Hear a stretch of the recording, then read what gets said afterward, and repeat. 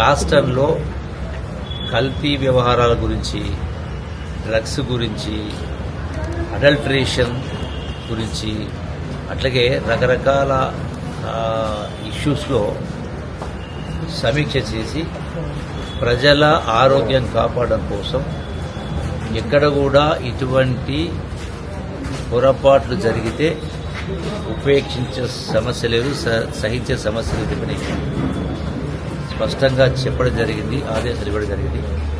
Already గతంలో జరిగిన వాటిపైన కూడా చర్యలు తీసుకునే కార్యక్రమం చేస్తూ ఉన్నాం.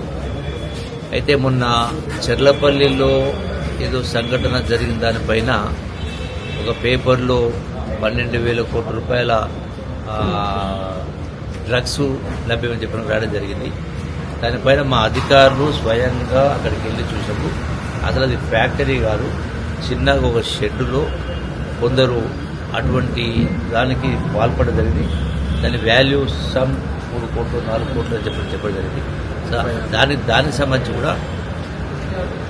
సంబంధించి కూడా ఎక్సైజ్ శాఖ తరఫునే కాదు, దాంతోపాటుగా డ్రగ్స్ సంబంధించినటువంటి వాళ్ళు, డ్రగ్ కంట్రోల్ అథారిటీ వాళ్ళకి సంబంధించి కానీ, అట్లాగే ఫార్మాకు సంబంధించిన వాళ్ళు కానీ, పోలీసు సంబంధించిన అందరి సమిష్టి బాధ్యత.